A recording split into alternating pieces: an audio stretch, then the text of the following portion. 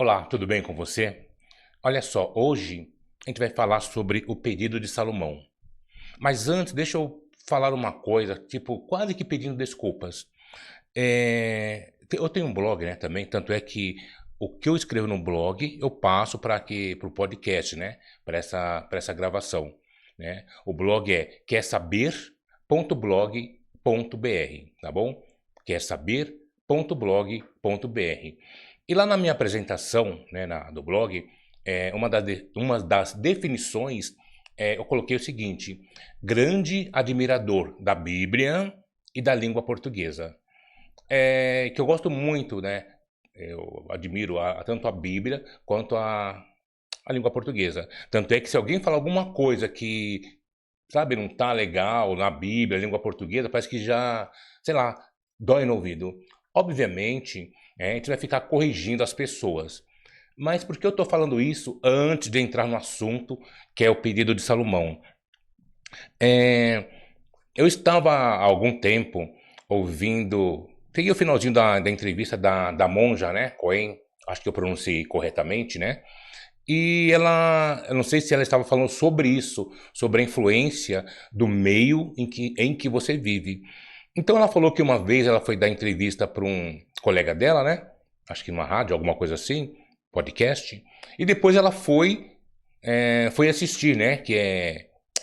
Tá lá transcrito que fala, eu acho, né? O que ela falou vinha lá escrito, né? Como fosse um GC.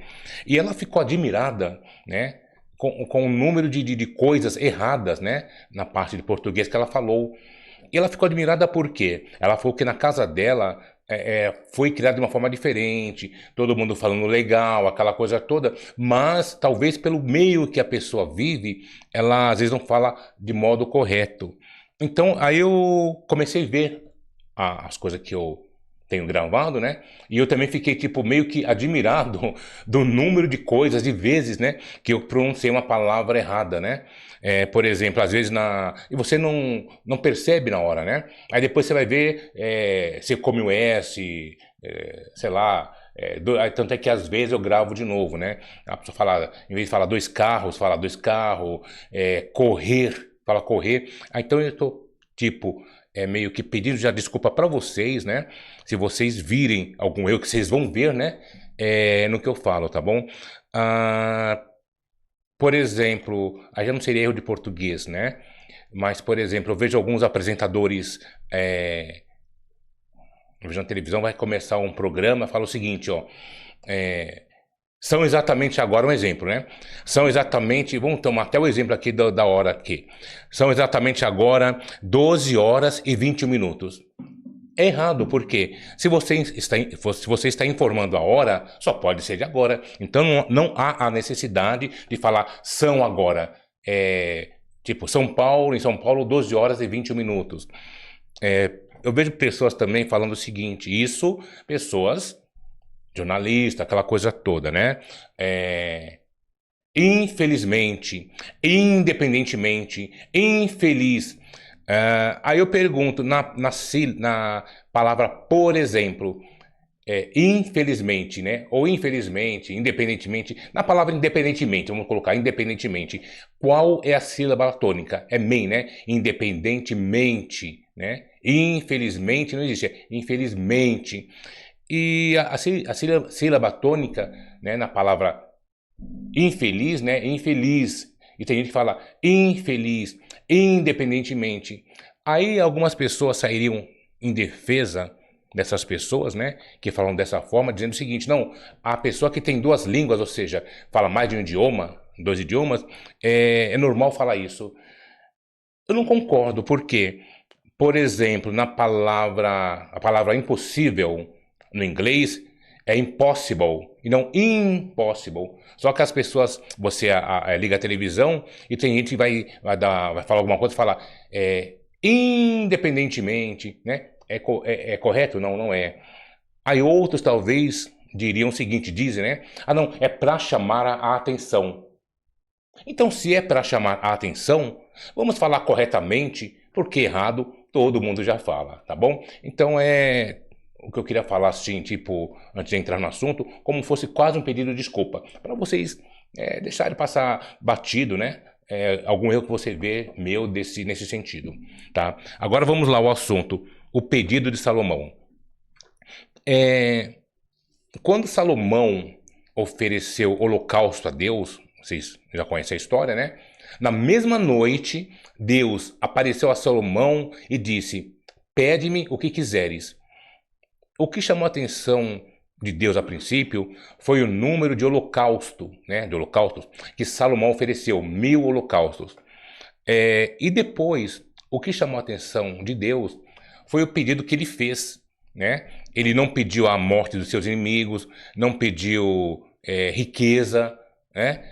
Ele pediu o quê? Que Deus desse sabedoria para ele, para que ele soubesse conduzir o povo, né? E Deus falou o seguinte: por que você não pediu nem riqueza, nem a morte dos seus inimigos, né, etc. Eu vou dar o que você pediu, sabedoria, e também, né, vou dar riquezas. Tanto é que quando você fala do homem mais rico, né, na Bíblia, ou no geral, imediatamente, você lembra de quem? Salomão. A mesma coisa, quando você fala do homem mais sábio, de sabedoria, você lembra de Salomão também. Tanto é que tem o livro de Eclesiastes, né? Provérbios, Salmo, né? E tem um certo tom, né? Todo tom de sabedoria, né? Então, quando você fala de Salomão, você lembra de quê? É ligado à sabedoria e à riqueza. E ele se tornou o homem mais rico na época, né? E até hoje, acho que não tem ninguém que se equipara a ele. Ele era tão rico, né, que os talheres dele, né, os utensílios, era tudo de ouro. É verdade também que o motivo, talvez, da riqueza do reino dele fosse talvez proveniente do alto imposto ou dos altos impostos que ele cobrava no reino dele. Só que é o seguinte, esses impostos eram revertidos para o próprio reino, para o próprio povo. Tanto é que a Bíblia diz que no tempo dele a prata perdeu valor. Não tinha valor a prata, era a maioria tudo de ouro, né? Coisas que para a gente teria o máximo valor, não tinha valor na época. E só que o tempo foi passando, né? E ele foi se achando, né? Ele foi se achando e foi deixando de ouvir a Deus. Quando Deus o instruiu no início, né, do seu reinado, digamos assim, Deus falou o seguinte para ele, para ele não se unir, não se afeiçoar a mulheres estrangeiras, né, a outros povos de outra crença. Porque se ele fizesse isso, olha só, Deus avisou. Se ele fizesse isso, ele ia acabar se desviando e ter o coração pervertido, porque elas o induziriam a seguir outros povos. Veja bem, Salomão teve ao todo 1000 mulheres. Eram 700, digamos assim, 700 esposas e 300 concubinas. Então ele poderia, entre aspas, ter quantas mulheres ele quisesse, só que não poderia ser de outros povos. Mas ele não deu ouvido, né?